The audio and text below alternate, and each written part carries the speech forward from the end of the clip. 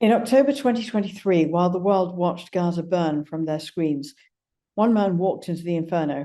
A plastic surgeon who could be earning millions in Harley Street instead chose to operate for 43 days straight under constant bombardment, sometimes without anesthesia, sometimes sleeping on operating tables washed down with disinfectant. Today, that surgeon, now a rector of the University of Glasgow, joins us. His testimony helped bring South Africa's genocide case to the International Court of Justice. Germany banned him, France banned him. Pro-Israel groups tried to end his medical career, all for one crime, speaking out and bearing witness to the Gaza genocide. Welcome to the Enlightenment Podcast, to our listeners and viewers from around the world, where we dive into meaningful dialogue about Palestine, giving a context that is often missing from mainstream media, while also taking a moment to celebrate Palestine's rich traditions, heritage, and culture. Today, we are very honored to be joined by Dr. Ghassan Abu-Sittah, a British-Palestinian plastic and reconstructive surgeon and one of the world's leading experts in conflict medicine. Dr. Abu-Sittah has worked in 12 conflict zones and has spent the past 2 years as perhaps the most important medical witness to the Gaza genocide. Of course, my first question on this podcast is generally to Hanan. So let me ask you, Hanan, how did Dr. Abu-Sittah come to our attention? Well, our friend Mazen Masri introduced us to Dr. Ghassan, and of course, we've been following his incredible work for quite some time. Dr. Abu-Sittah, welcome to the Enlightenment Podcast. It's lovely to have you here. Thank you. Thank you for the invitation. It's lovely to be with you. Absolutely. It's lovely to be with you too. And ahlan and welcome to Dr. Ghassan. Let's dive in. Dr. Ghassan, your family's name carries the weight of Palestinian generations. So if you could please take us back to your family's village before the Nakba of 1948, the catastrophe. Your grandfather, Sheikh Hussein, built a school there with his own money. Can you talk about what your father told you about that world, the world that was destroyed, about the day the Haganah came to your village, and also for the audience who don't know what the Haganah was? So we come from a small hamlet or village that is 17 to 20 kilometers outside what was the perimeter of Gaza. Within the governorate of Bir Saba, Beersheba. And it was called Ma'in Abu Sittah because all of the inhabitants of that hamlet were from the same clan. My grandfather was the sheikh of the clan and had really been enamored with education. He was self-taught. He went to Cairo and taught himself how to read and write. And he foresaw the coming of the modern era. And therefore, when 1948 happened, of his children, the eldest four had been in university or were in university at that time, including my father.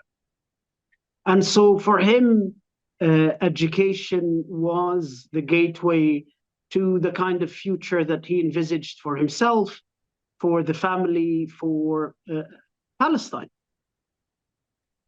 And like most Palestinian families, we were raised on the kind of oral history and the transmission of that history of the life. Through our parents. And so my father told us about his older brother, who was a leader of the 29 revolution and then the 36 revolution, how the British would come to Lim'in looking for him, how in 1922 my grandfather went to Jerusalem to meet the then Minister of the Colonies, Churchill, who wanted the Arab tribes of Beersheba, who were armed under Ottoman rule, not to cause trouble, as he said, and was trying to basically allay the fears about the intentions of the British. And so I think that, what happened in 1948 was not just a world that disappeared, but dreams that were projected into the future that were aborted. My grandfather taught one of his children medicine, taught another law, taught one agricultural engineering, and a fourth mechanical engineering, so that this is how he viewed the needs of the region to be. And that dream was shattered. And with the exception of my uncle Brahim, who had studied law and then later on had become the mayor of Khan Yunis, my father and my two other uncles, and then later joined by their youngest brother, Dr. Salman, all in the 50s went to the Gulf and were amongst that first generation to move to the Gulf in the early 50s and really build the education system and the health system in the Gulf. My cousin Anne-Marie Jasser, her film Palestine 36, we also did a podcast with her, covers that period of the Palestinian revolt that your family was involved in. I think what we had failed to understand as Palestinians, and I think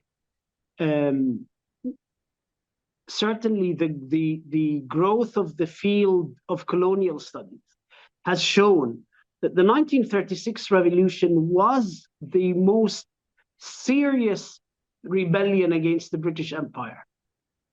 It was the most profound, and that's why Britain employed all of its arsenal of massacres, of internment, of exile, of bringing the black and tan that had been used in Ireland and subduing the population there into Palestine. And so it's a critical point. And I think there's a military historian, a British military historian called Simon Holmes, who wrote a book called The Pacification of the Palestinians, Britain's pacification of the Palestinians. Basically said that the destruction of Palestinian society's ability to resist was so complete by 1940, by the British, that actually the Israeli state could have easily been formed had the Second World War not happened in 1940. It was ready. The British had ensured the total destruction of the political leadership and the military infrastructure of the Palestinian people by 1940. That actually the Second World War just delayed the ability of the Haganah to take over the country and expel its population. Yeah. Dr. Abu-Sittah, let's go back to your career, the beginnings of your career, because I'm a novelist and a filmmaker, and I'm always like looking for those interesting moments that shape a person's future. When you were a teenager in 1982, Israel invaded Lebanon. The massacres at Sabra and Shatila took place. Did these influence your decision to become a war surgeon, and why? What did you understand about medicine's role in liberation movements? And can you also sort of talk a little bit about Sabra and Shatila, some backgrounds if audience members are not aware? So it was the siege of Beirut and the role that the Palestine Red Crescent Society and medical teams played in the siege of Beirut, in the Palestinian resistance ability to fight off the Israelis for over 88 days. That caught my eye as a 13-year-old on what medicine's role is in a liberation struggle.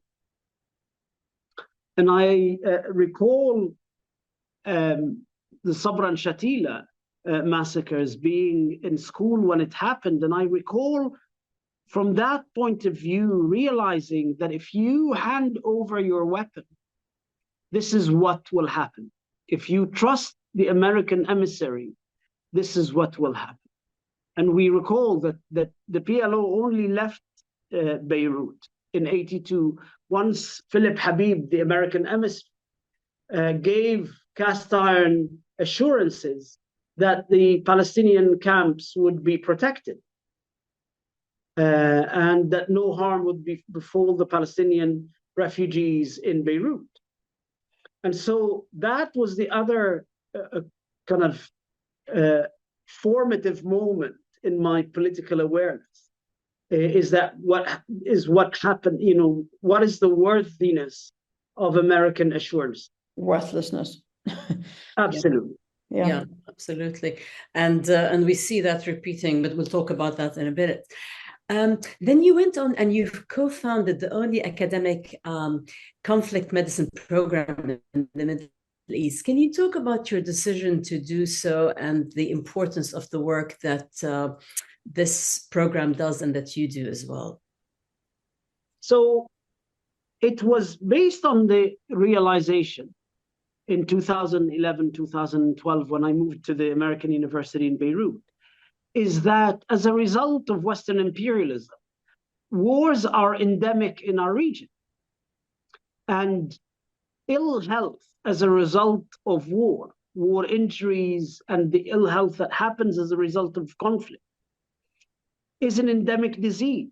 Yet our medical institutions, including medical schools, do not prepare doctors and nurses for what is the first disease they're likely to run into when they graduate, whether that's in Baghdad University or Mansouriya University in the north, or Damascus or Aleppo or Benghazi, or in Palestine, in the West Bank and Gaza. All of these medical schools completely omit the idea that their graduates need to be able to look after patients injured by these wars, and that failure to do that is a big gaping hole in medical education and training.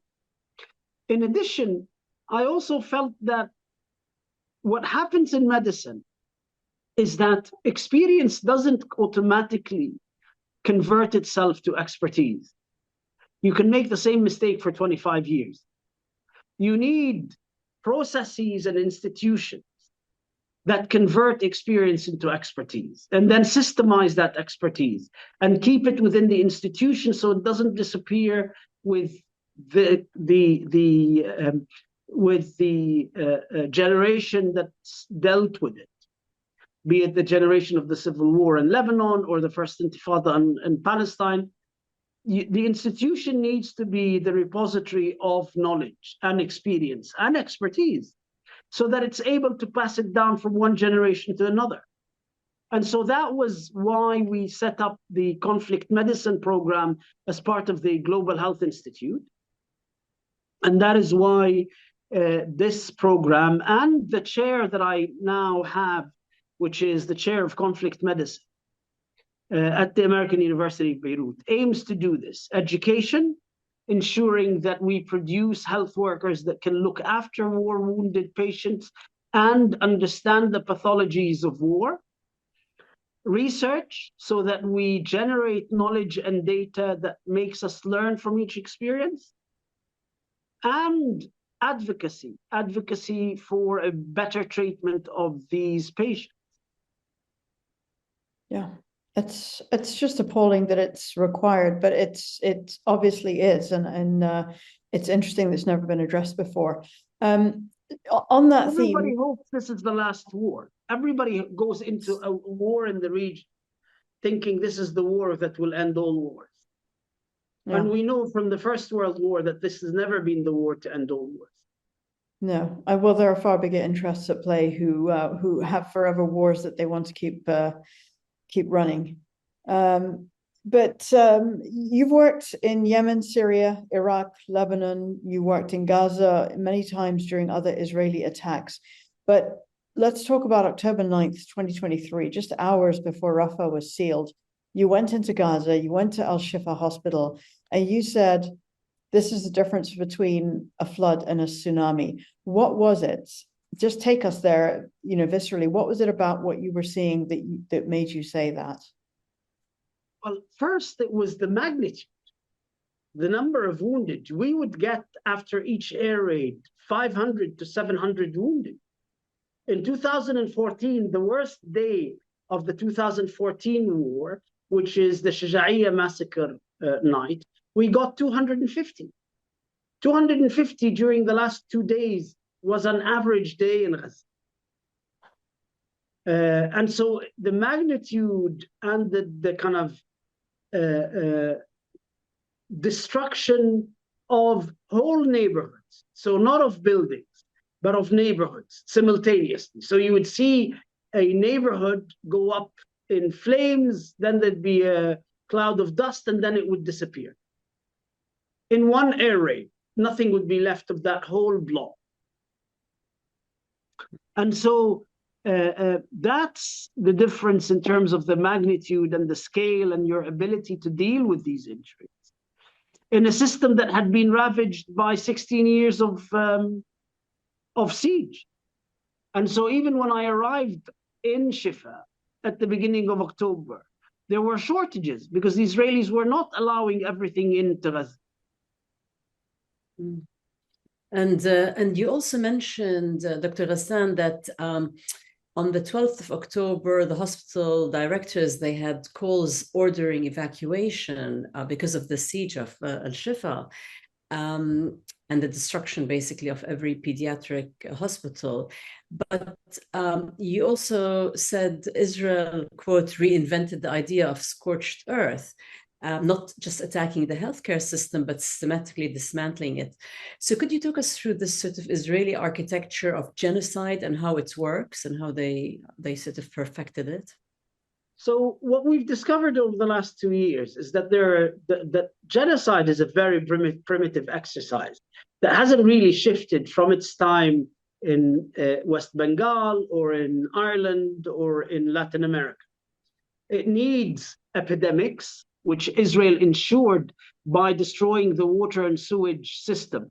Over 350 miles of sewage pipes, all of the sewage treatment plants, all of the water treatment plants, destroying people's homes so that they live in cramped and unhygienic conditions.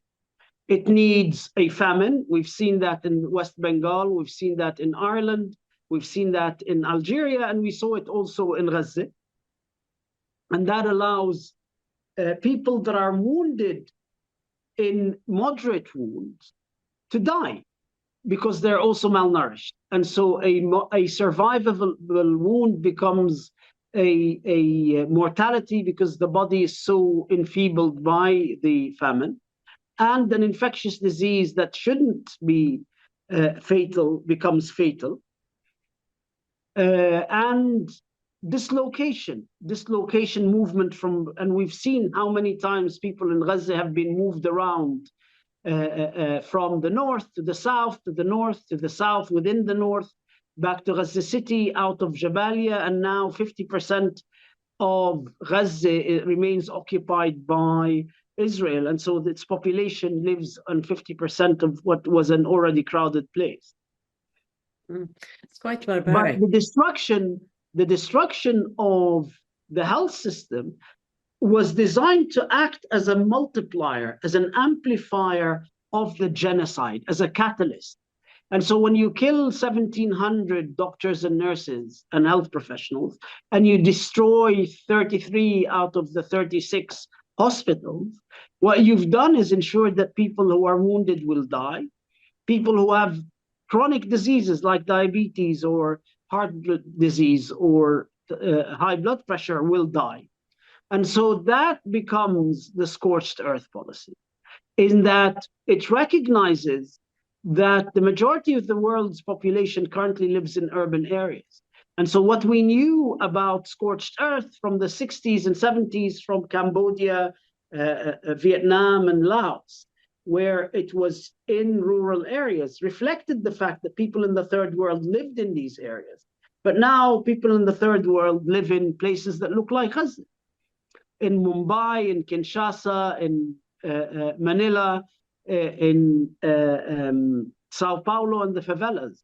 And so I think what we've seen is the first war where the health system is central to turning a place into becoming uninhabitable.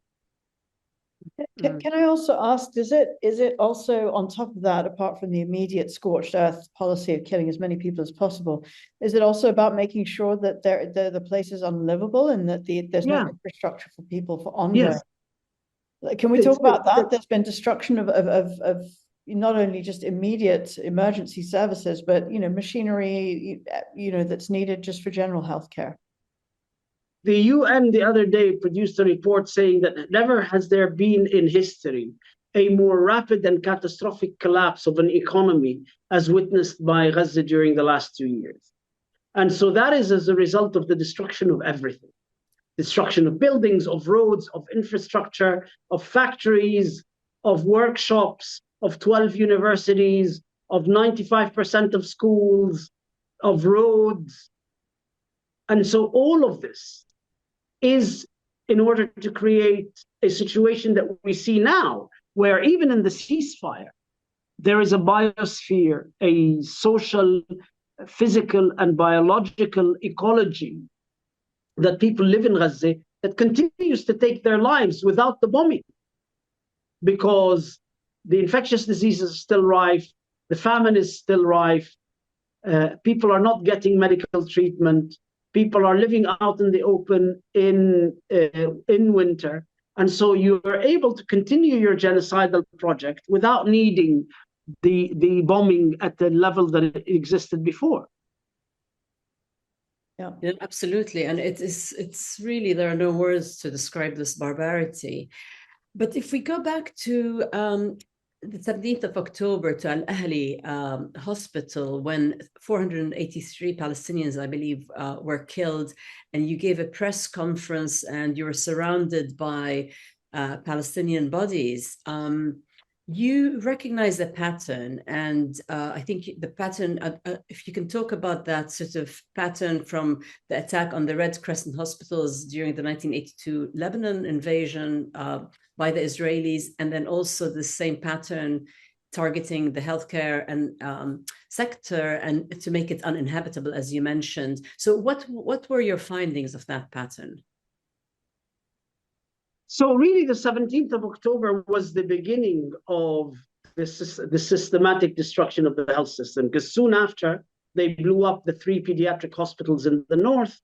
And after that, they surrounded Shifa, and then they attacked the Indonesian hospital, and then they started systematically going after one hospital after the other.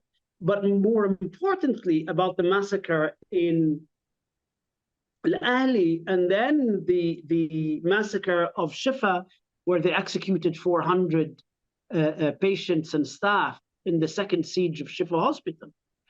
Israel wanted to turn these hospitals from spaces of life and spaces of healing to spaces of death.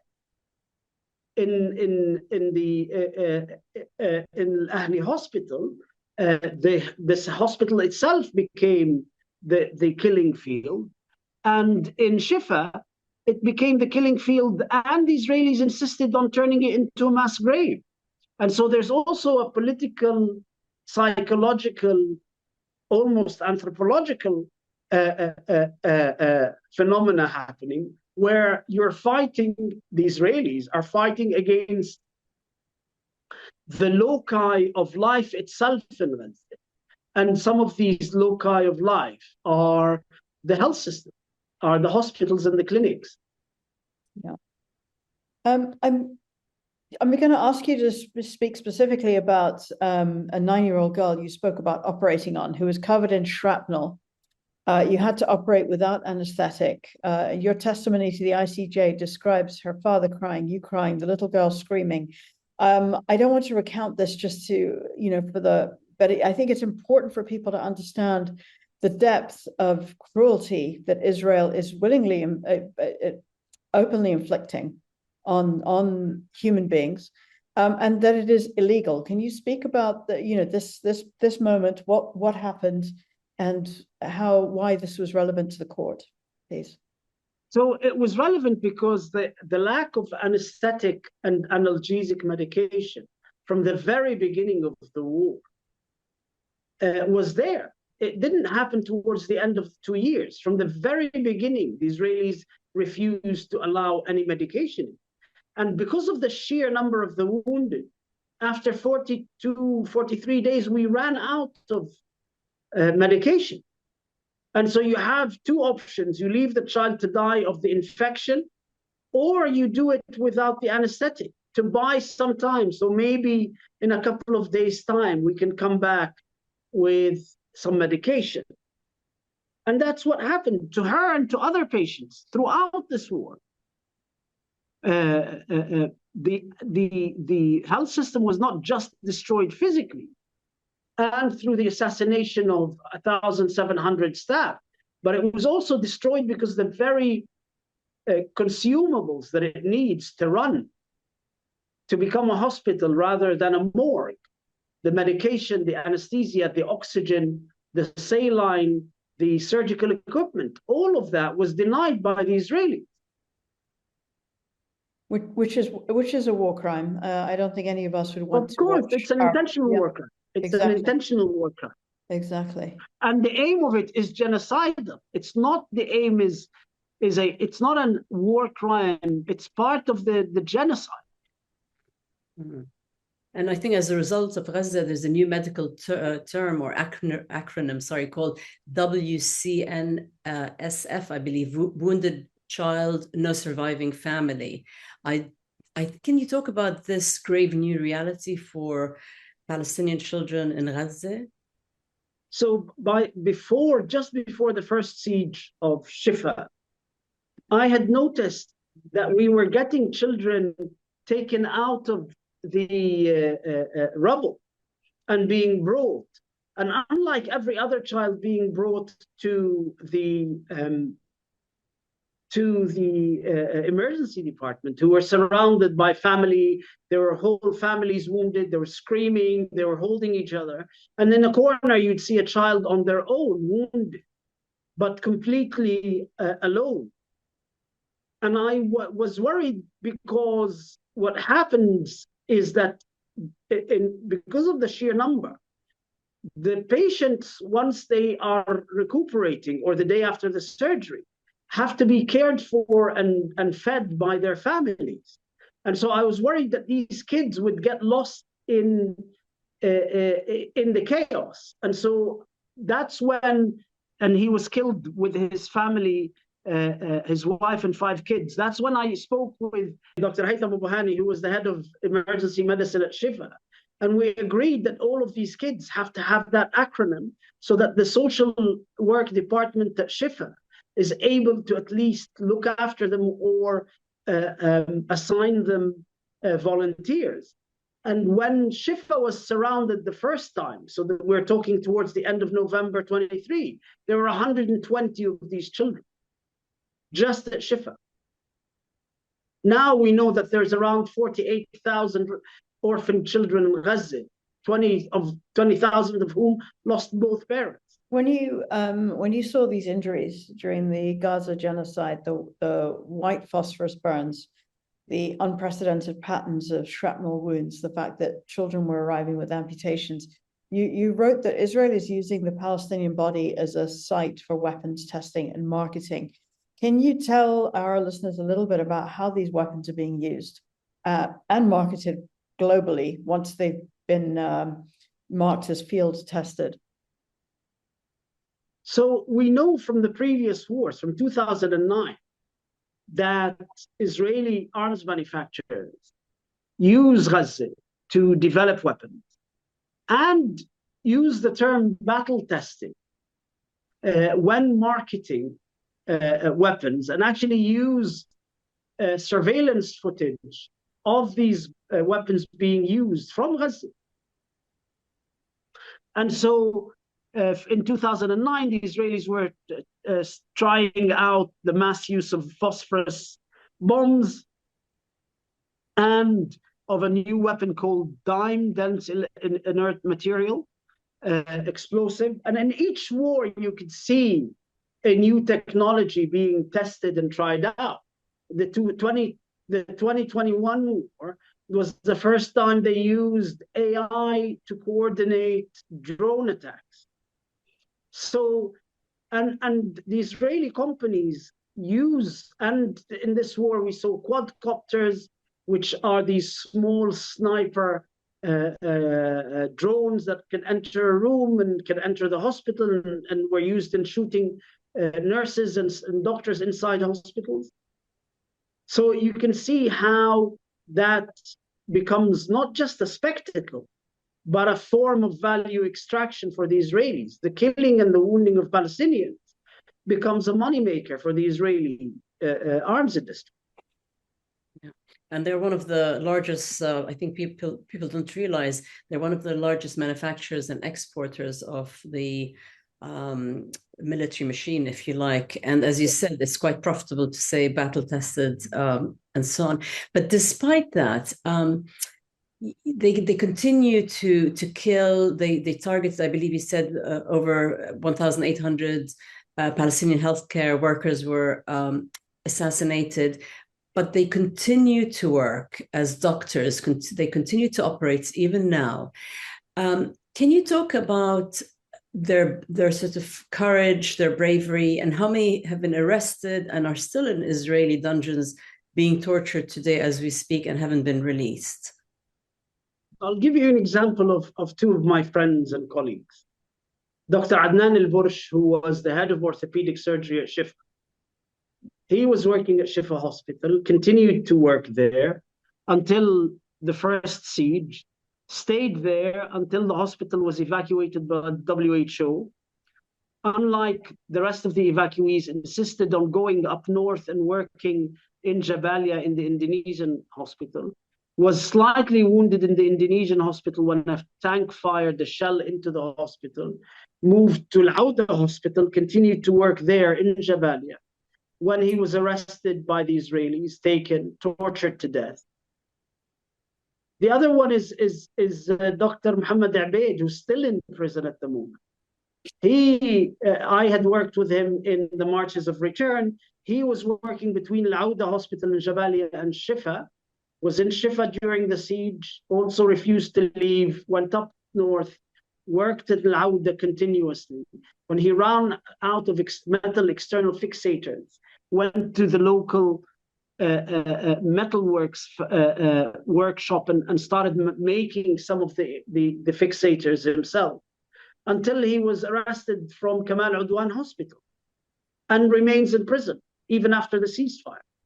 And the stories are endless. There's a story of a young Palestinian surgeon who went back to work in Khan Yunis in Nasser Hospital 5 days after the Israelis killed his wife and all his children, and now continues to work, having lost everything and everyone in his life. So the Israelis intentionally target, and we looked at the 1,700 doctors and nurses and medical staff, and we found that 40% of them were senior staff. So the Israelis weren't just randomly killing staff. They were picking the staff whose murder would have the biggest effect on the genocidal killing machine. Really beyond comprehension. It's demonic. It is demonic. It's evil. In September 2024, you're back in the operating room, but this time in Beirut, treating victims from the Israeli pager attacks. And you called it, quote, the largest act of mass mutilation you've witnessed. I believe over 3,000 people with penetrating injuries, mangled hands. And you said it felt like you're suddenly back in Gaza. Can you talk about this and the continued aggression and this continued lust for expansion of the settler colony of Israel, whether it's Lebanon, whether it's Syria, of course, Palestine? So the pager attack is not just a crime because of the randomness of booby trapping a whole shipment of pagers and hoping that or not really caring who it gets to. I have 30 children who were wounded by the pager attacks, 5 of whom lost both eyes. all of whom have digit amputations, thumb amputations, partial amputations of their hands. Women, children, men, health workers. But also the crime in which it is celebrated within both Zionist circles as proof of Zionist supremacy and within right-wing white supremacist circles. Because mutilation, like the marches of return when Israeli snipers shot 8,000 Palestinians in the legs in order to disable them, mutilation is the encryption of colonial power on the bodies of the wounded in a permanent way.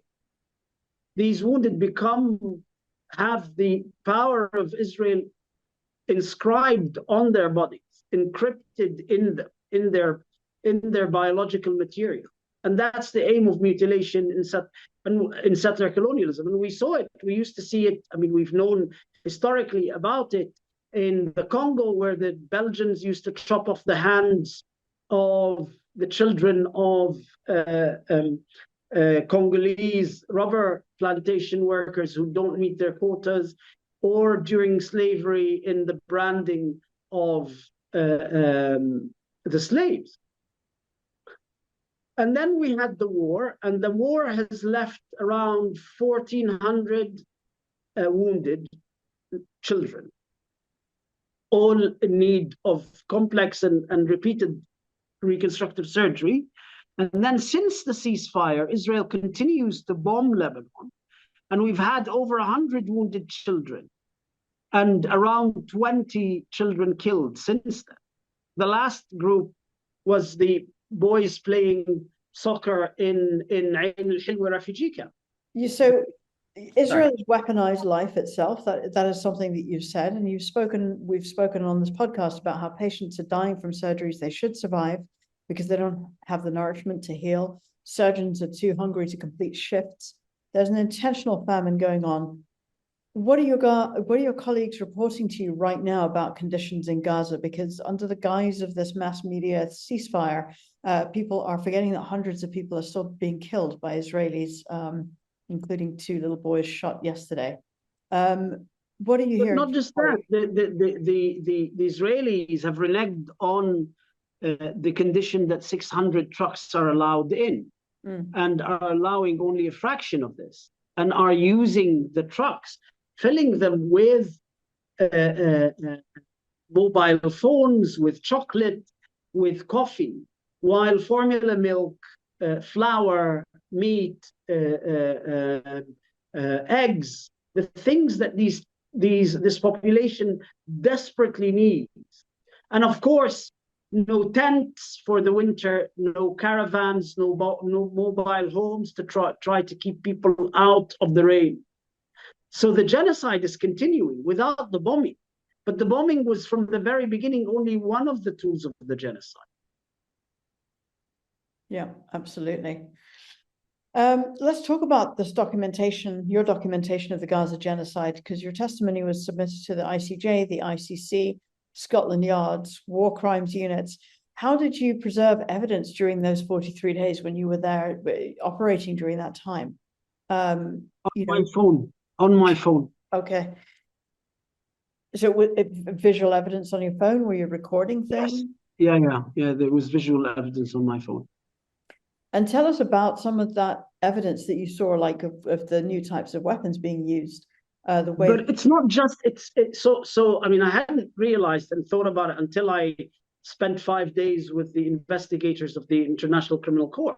Yeah. During the first siege of Shifa, Israel surrounded the blood bank and stopped access to the blood bank, and so we had patients who were dying after surgery because we couldn't transfuse them. I mean, every act was designed at accelerating and amplifying genocide. And so all of these, as a constellation, constitute genocide, but also individually constitute war crimes. Mm. And what was the response from these bodies from Scotland Yard, from the ICJ? The Scotland Yard referred me to the ICC. ICC, we've read in Le Monde what the Americans have been doing to Karim Khan, the prosecutor of the ICC, froze his bank accounts, even froze his Outlook Microsoft email account. And also Le Monde wrote recently about the French judge and what the Americans have been doing to him. These people don't have credit cards, don't have bank accounts, have had everything frozen by the Americans as punishment. Pure fascism, and always putting Israel first ahead of human rights and what they preach, they stand for. And speaking of that, Western media was barred from Gaza. And when they did report, it was always with an Israeli framing and continuing the dehumanization of Palestinians. Governments stayed silent and complicit, and the absence of independent journalism meant that doctors like yourself became the primary witnesses of this live stream horrific genocide. As Shamim said, you've testified at the international courts, you've spoken to global media, you've documented the crimes in real time. But can you talk about the role that the medical profession played in exposing, because the medical profession is highly viewed and revered everywhere in the world, clearly, except for Israel. But exposing the Gaza genocide, have doctors become the sort of the moral conscience of that the Western press and media and international institutions have abandoned? So I think what Israel had not been counting on is that in the absence of media, but in the presence of images, because Palestinian journalists paid a heavy price for sending these images, but doctors became eyewitnesses.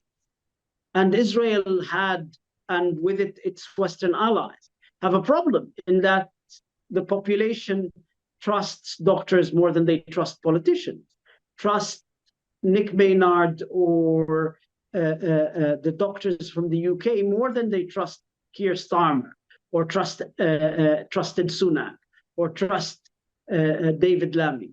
And therefore, these doctors played a crucial role in basically giving testimony to what they were seeing inside the operating rooms, what they were seeing, because the operating room and the emergency room are such nodal points for the killing that they become vantage points to see the unfolding of the genocide.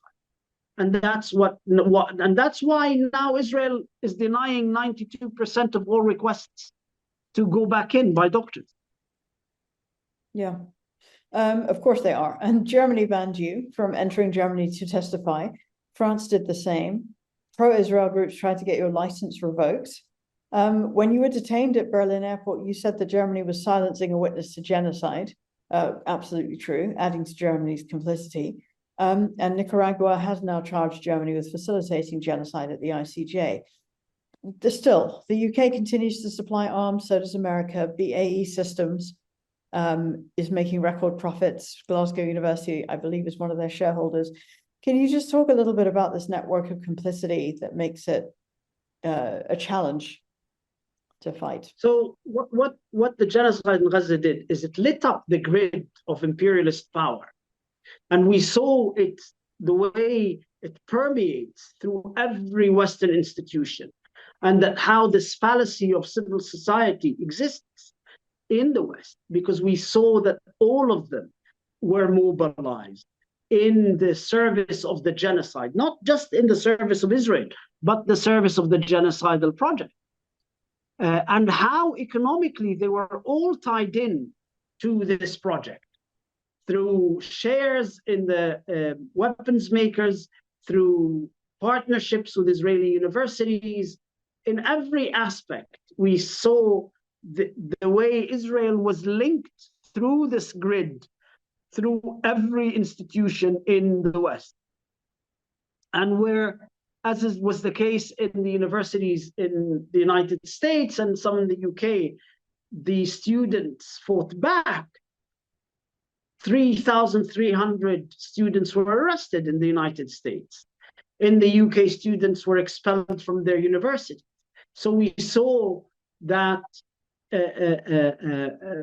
civil liberties were very quickly rolled back in order to protect the genocidal project and allow it to continue for 2 years. That was the aim. The aim wasn't just to protect Israel, but to ensure the longevity of the genocidal project. Absolutely, and as a result, you continue to face accusation. You sort of the pro-Israel groups like UK Lawyers for Israel.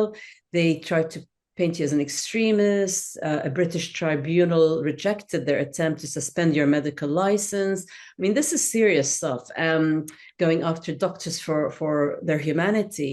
So what does it tell you and tell the audience about Israel and supporters attempting to silence you and other witnesses, whether, as you mentioned, the students, university professors, et cetera, What does that tell us in this world, in the 21st century? Well, what it tells us is the genocide was a Western genocide, with Israel as a tool of Western imperialism. It's an American genocide, the British, German, French, Dutch, Italian, French genocide.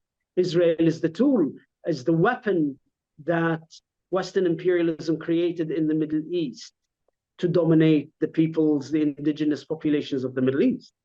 But what it also shows us is that sanctity of Israel, the myth of sanctity, that complete control of the narrative was shattered in this genocide. In the absence of this complete control over the narrative, Israel is now running around trying to create a McCarthyite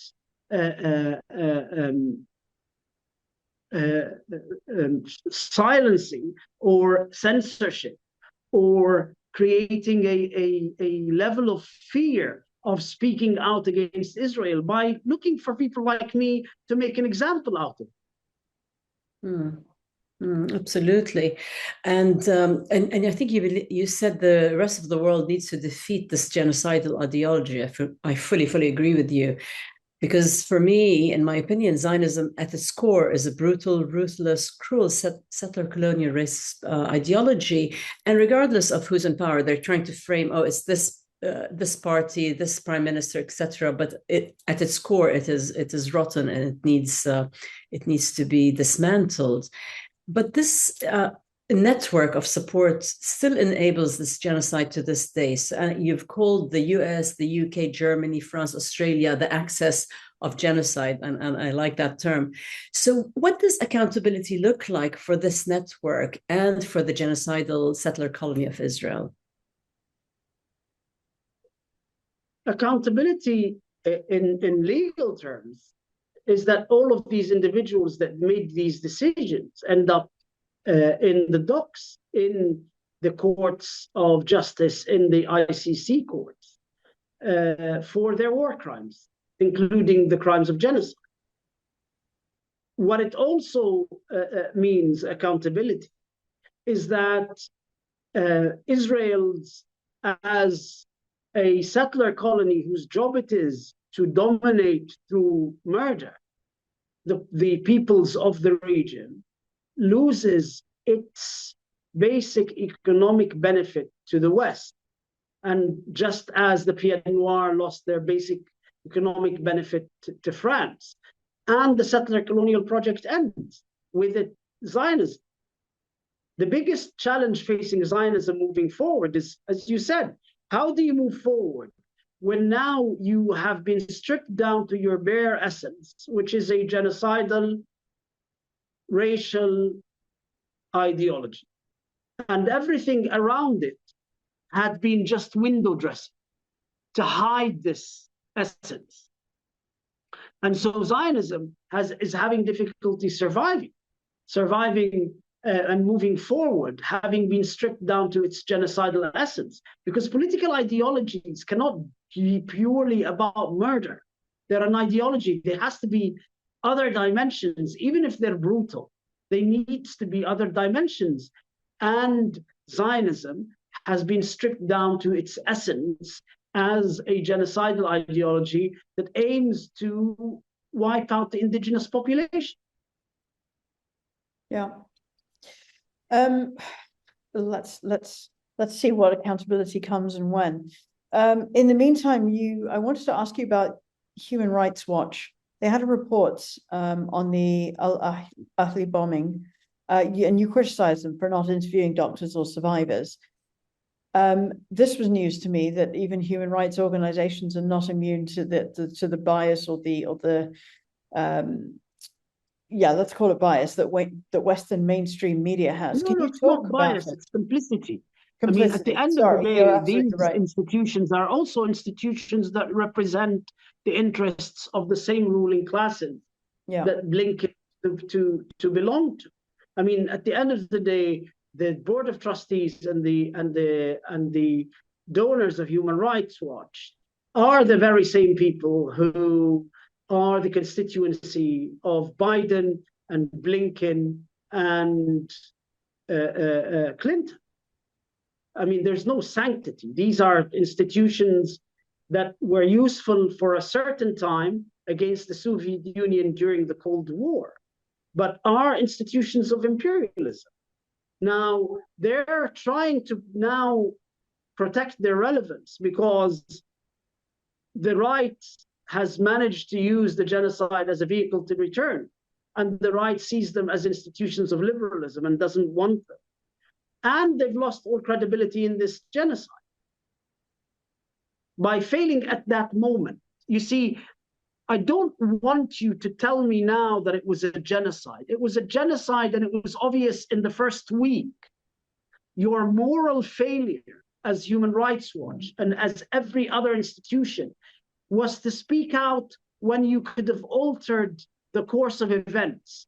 And your complicity was that you, when it mattered, you were on the wrong side. And it was the same for Human Rights Watch as for every Western institution and every Western NGO, including humanitarian NGO. Yeah, absolutely. It is the speaking up, and it is making the action. This is not something you sit and watch and wait to see how it's going to show up. The timing is of absolute when it's done, so liberalism has this trope that it uses, which is the trope of historicism. It likes to be honest retrospectively. Yes. Yes, that's true. Retrospective honesty, something always to be avoided, I think. As rector of Glasgow University, you've pushed for divestment from arms companies for solidarity with Palestinian universities. Can you talk a little bit about universities? What are the roles that they play, either in enabling or resisting things like the Gaza genocide, and also the students in those universities, that student movement? Where is the energy for change coming from? So as institutions, especially in the United Kingdom, but also in the United States and France, these were institutions that were founded on initial slavery money and grew on colonial theft, and were institutions that produced knowledge that furthered colonial projects and that provided a pseudo-scientific basis for the racialization that enabled colonialism to continue. So, and what we've discovered in this genocide is that they have not evolved. None of the institutions in the West have evolved, whether they're the universities, the Royal Colleges of Medicine and Surgery and Pediatrics, or any institution.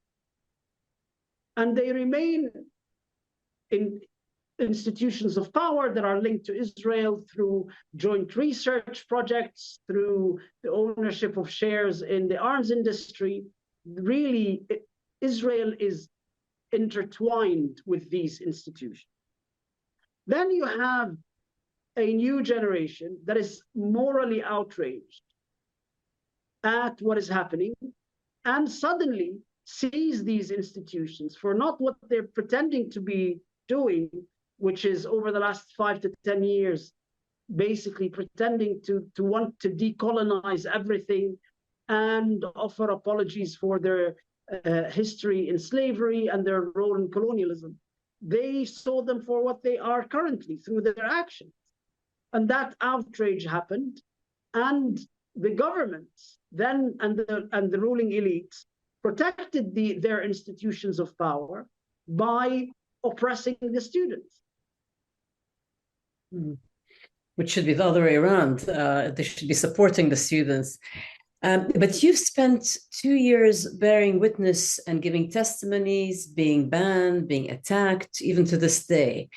So if we can pivot to the Ghassan Abu-Sittah Children's Fund that you set up in January 24, and we'll add the links and the details in our bio section. But for our audience, what is it? What can someone listening to our podcast today, this week, do to make a difference and to support it? So the fund brings children from Gaza for treatment at the American University of Beirut and for holistic treatment. So not just complex reconstructive surgery, but mental health support, psychosocial support, play therapy, reintegration into education. It recognizes the foundation that when children are wounded, they are wounded physically, emotionally, psychologically, socially, and even existentially. Their worldview is shattered. And that's what we hope to do. We also have a second project with the Lebanese wounded children, and we do the same thing. We have around 1,400 children in a partnership with UNICEF that we treat and provide the surgeries and the therapies and the rehabilitation that they require. And so why the AUB in Beirut?